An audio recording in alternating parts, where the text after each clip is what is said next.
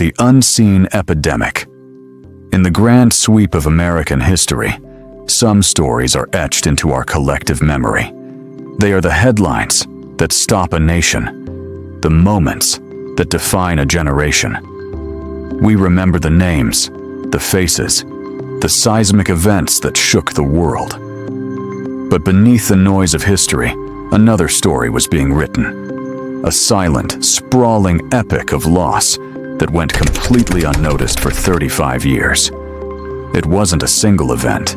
It was a slow, creeping plague of violence that moved like a ghost through the heartland of America, from the sun-bleached streets of Los Angeles to the humid backroads of Florida, from the industrial heart of Ohio to the bayous of Louisiana. It was an epidemic of death, and its victims were women. Not one, not 10, but 93. 93 lives. 93 women who were mothers, daughters, sisters, and friends. Between 1970 and 2005, they vanished, one by one, from the margins of society. Their stories ended in the darkest corners of the country, their bodies left in dirty alleys, discarded in dumpsters, or rolled down remote, grassy hillsides. Some were simply never found at all, their existence erased as if they had never been. But the most chilling part of this mystery isn't just the staggering number of victims, it's how their deaths were recorded. A woman found in a Georgia wood, her case file stamped undetermined causes. Another in Ohio ruled an accidental fall. Dozens more across the country, their deaths officially attributed to drug overdoses. For decades, these were not seen as connected crimes. They were simply the tragic, isolated, and often expected ends for women living difficult lives. They were footnotes in local police blotters, statistics in city morgues. A Jane Doe in New Orleans was a local tragedy, with no thread to connect her to a similar death in Miami or a missing person in Maryland. The system, fragmented and overwhelmed, saw dozens of individual trees, but missed the terrifying forest. No one was looking for a pattern. No one was searching for a monster who was crisscrossing the nation, hunting with impunity. Because, as one FBI analyst would later put it with haunting clarity, the killer believed that no one was accounting for his victims. And for 35 years, he was right. This is not just the story of a crime, or even a series of crimes. It is the story of a profound and catastrophic blind spot in the American justice system. It's a story about how 93 human beings can be systematically erased, their murders misread, their lives uncounted, while the world kept turning. It raises a question that is as vast as it is terrifying. How does this happen? How does a nation lose 93 of its citizens and for decades fail to even realize they are connected by the same brutal hands? Was it simply a flaw in the system, a failure of pre-digital police work? Or was it something deeper, a reflection of who we as a society choose to see and who we allow to remain invisible? The scale of this tragedy is almost impossible to comprehend. 93 is more than the confirmed victims of Ted Bundy and John Wayne Gacy combined. It represents a timeline of violence that stretches from the Nixon administration to the second term of George W. Bush. It is a silent massacre that was happening in plain sight, yet remained completely hidden. The victims were lost twice, first to their killer, and then to a system that failed to see them. Their stories were buried in cold case files, their identities locked away in the memory of a single man. This is the story of finally accounting for them, of giving them back the names and the dignity that were stolen. It is the story of the unseen, the unheard, and the uncounted. It's a chilling thought that 93 women could vanish, and the system would barely register they were gone. It forces us to wonder, how many more are out there, their cases mislabeled, their files collecting dust? What do you think is the biggest reason cases like these go cold for so long? Share your thoughts in the comments below. To understand how an epidemic of murder could go unnoticed, you have to understand who the victims were. The predator who hunted them operated on a brutal and chillingly accurate calculus that some lives in America are valued less than others. He chose women he believed were, in the words of one investigator, less dead. He explicitly told a journalist, "I never killed any senators, or governors, or fancy New York journalists. Nothing like that. I stayed in the ghetto." His victims were overwhelmingly women on the fringes of society. Sex workers, women battling drug addiction, transients drifting from one city to the next, and women of color. He preyed on their vulnerability, knowing that their disappearances would likely generate minimal police response and little public outcry. He hunted in the shadows of societal indifference, in the places where people become invisible. For 35 years, his belief that no one was accounting for his victims was validated by the silence that followed their deaths. To finally account for them, we must remember them not for how they died, but for the lives they lived. Consider Carol Linda Alford. In July of 1987, her body was found in a dirty alley in Los Angeles. She was 41 years old, but Carol was not just a statistic in a cold case file. She was a mother. Her daughter, Brenda Gordon, was just a young woman herself, 8 months pregnant with her own child, when she received the news that her mother had been murdered. The unimaginable task of formally identifying her mother's body fell to her. That single traumatic moment stands in stark, painful contrast to the family photos of a smiling, vibrant Carol. A woman whose life was full of a future that was stolen not just from her, but from the daughter and grandchild she would never get to know. 2 years later, in August of 1989, it was Audrey Nelson Everett. Her body was found discarded in a dumpster behind a nightclub. She was 35. Her sister Sherry remembered her not as a victim, but as a person full of life and complexities. A rebel and a hardy soul who studied cosmetology before leaving home at 19 years old. Audrey was also a mother. Her daughter, Pearl, was only 13 when police delivered the devastating news. Pearl had been separated from her mother since she was a year old, and a long-awaited reunion was just on the horizon. In court, decades later, she would speak of that stolen moment, telling the judge that the chance to finally know her mother was taken from my fingertips.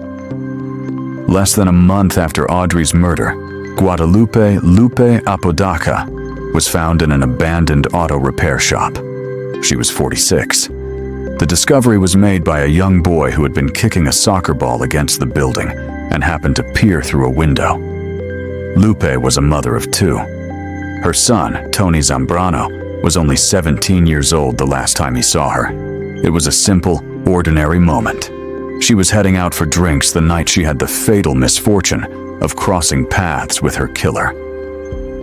Years later, in a courtroom, Tony would finally confront the man who destroyed his family, shouting across the gallery, "You took something very dear to me.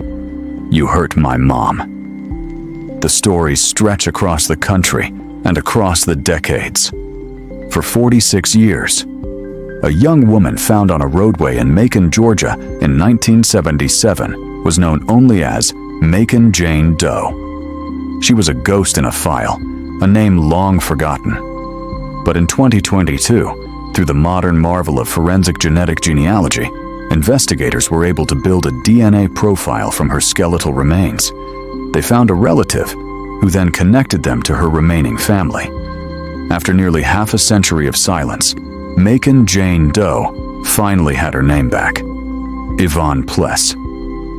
She was only around 20 years old when she was killed.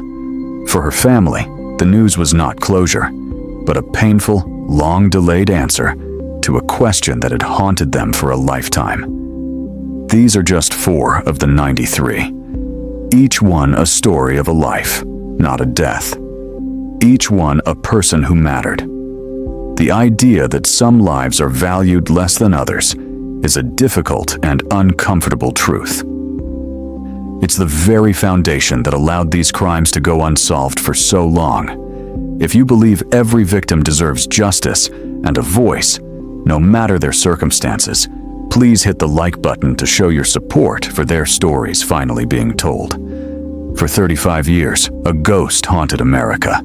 He moved silently along the nation's highways and bus routes, a transient predator who existed in the blind spots of a fragmented justice system. While the country was captivated by the sensational crimes of killers with memorable names, this man was quietly assembling a body count that would eventually dwarf them all. Now, after decades of silence, it is time to give the ghost a name: Samuel Little. His story begins not with malice, but with marginalization. Born Samuel McDowell in Reynolds, Georgia, in 1940, his life started on the very fringes he would later learn to exploit. His mother was a teenage prostitute who, by some accounts, abandoned him shortly after his birth.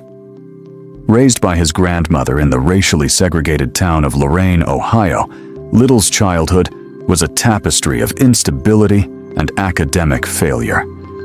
He was a boy without an anchor, adrift in a society that had already designated him as an outsider.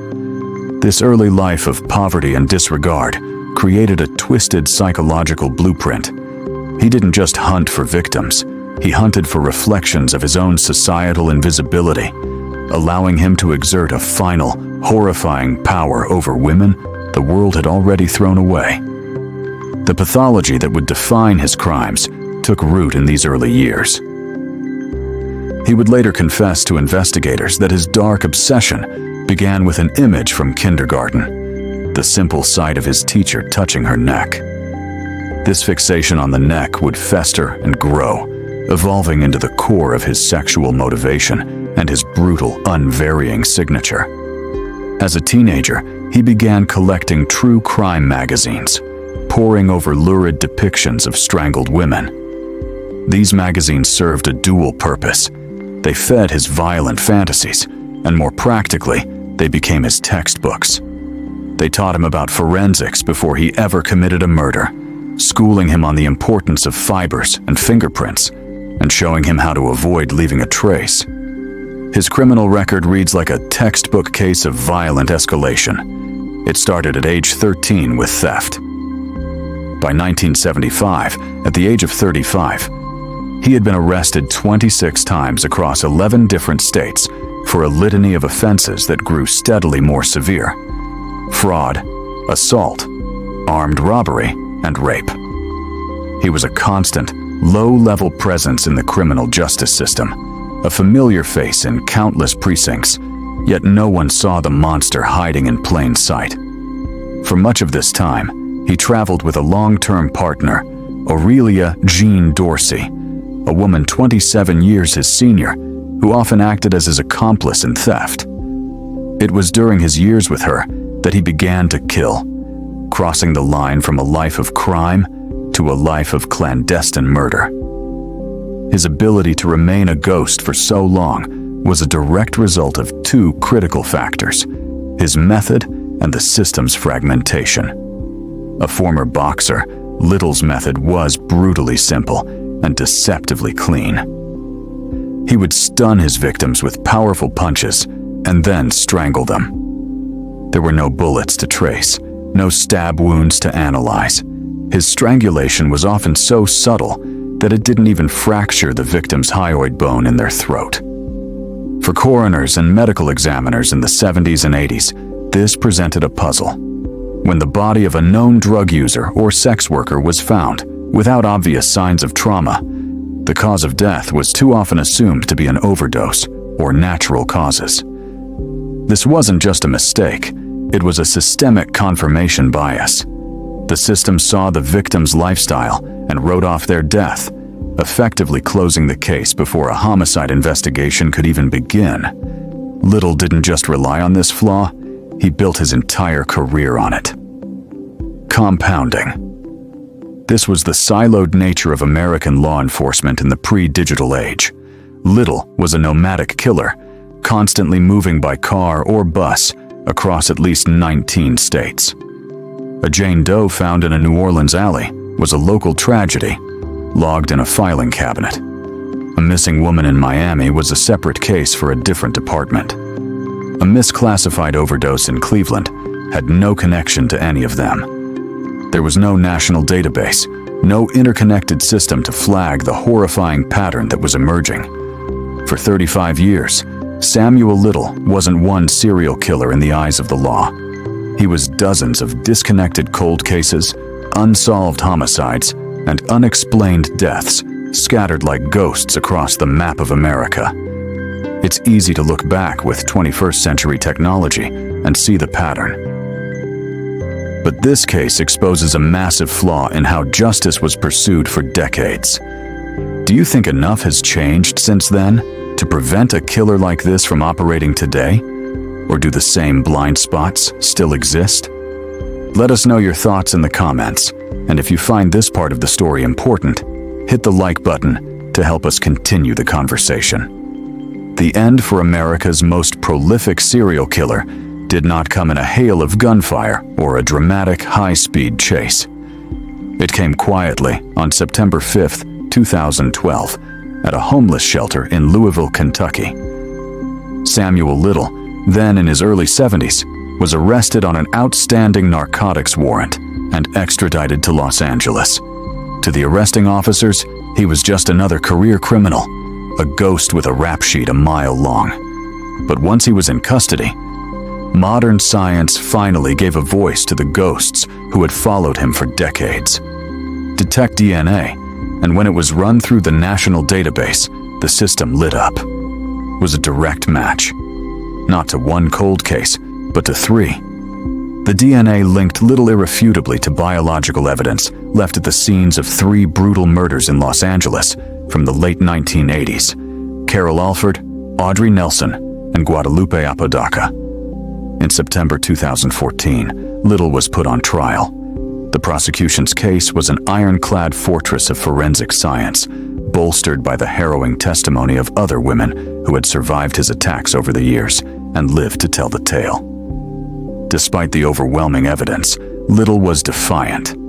He interrupted the victims' families, shouting his innocence, and read a statement claiming he was the victim of illegal lynching. The jury deliberated for just 2 hours before finding him guilty on all counts. He was sentenced to 3 consecutive life sentences without the possibility of parole. At 74 years old, Samuel Little was going to die in prison. For the world and for the justice system, the story was over. His secrets, it seemed, would be buried with him.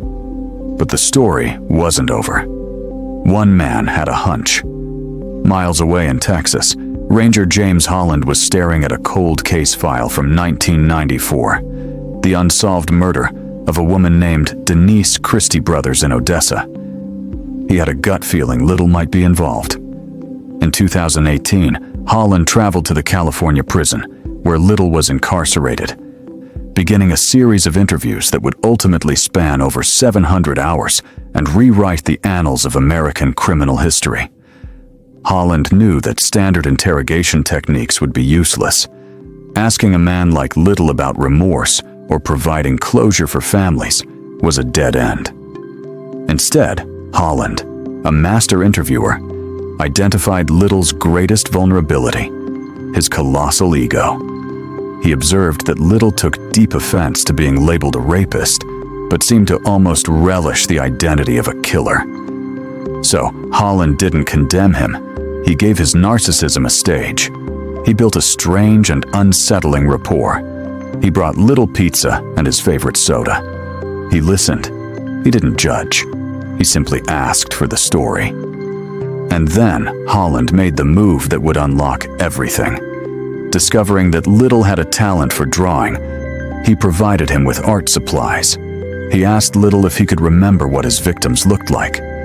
With colored pencils in his hand, the dam of Little's memory broke.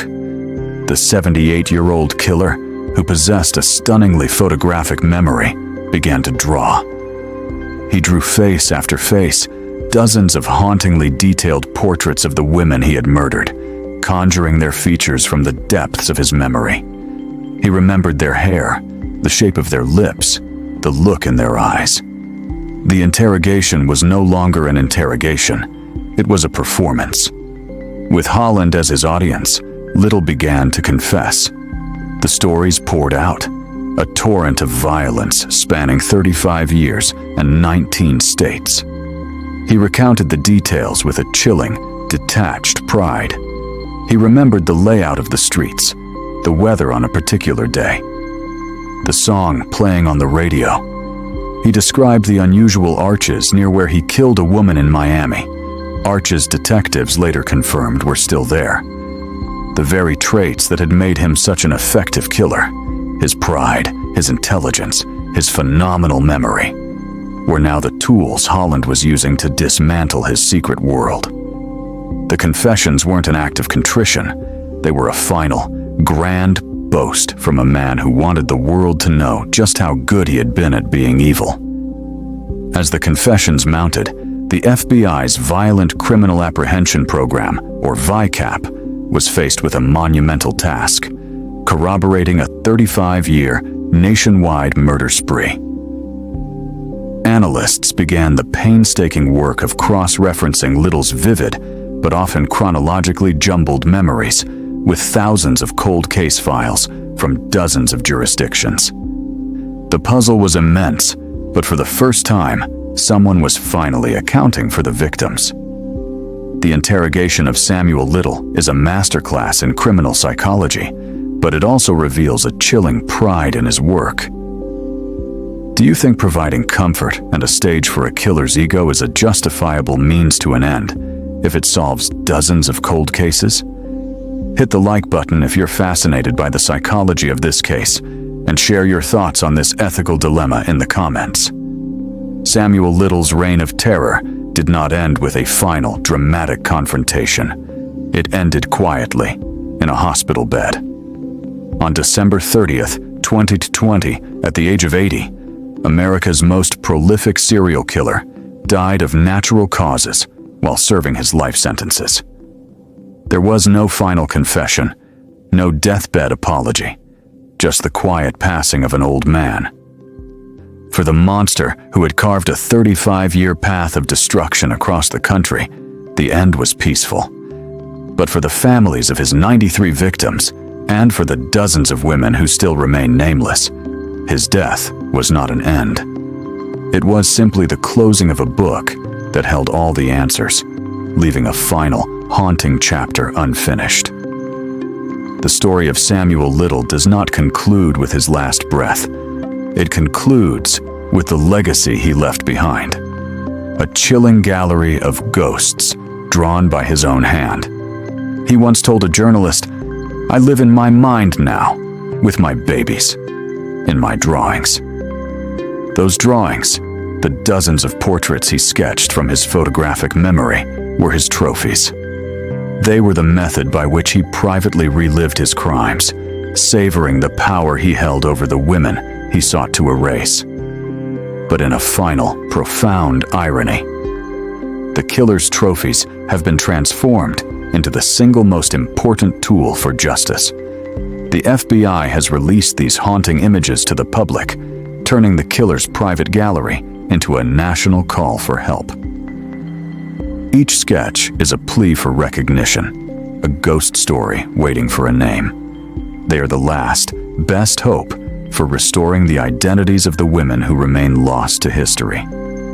Look at their faces. There's the woman he killed in Las Vegas in 1993. He remembered she was about 40 years old and had a son, a young man around 19 or 20. Little recalled shaking the boy's hand just before he drove away with his mother for the last time. That young man, now in his 50s, may still be out there, wondering what happened to his mother 3 decades ago. There's the woman he knew as Ruth in North Little Rock, whom he killed sometime between 1992 and 1994. He remembered she was 24 and that they had shoplifted together from a Kroger just before he took her life and left her body in a cornfield. And there is Mary Ann, an 18-year-old transgender woman he met in Miami in the early 70s.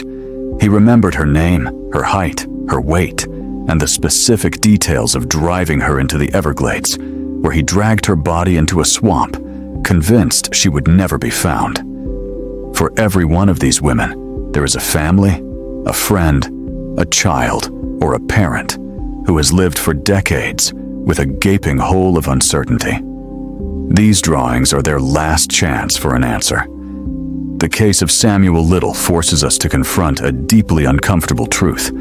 It is a story about a predator, but more than that, it is a story about our own societal blind spots. For 35 years, a man moved through America, killing with near total impunity because he made a correct and cynical gamble that the lives of his victims, sex workers, drug users, poor women of color, were not valued enough to warrant a serious investigation. Their deaths were dismissed, their disappearances ignored, their humanity erased long before he ever laid a hand on them. The dogged work of detectives and the brilliance of a Texas Ranger finally brought his crimes into the light. But the work is not over. The justice system failed these 93 women in life. We, the public, now have a chance to grant them a small measure of dignity in death. This is where the story stops being a passive viewing experience and becomes an active search for justice. The work to identify these women is ongoing right now.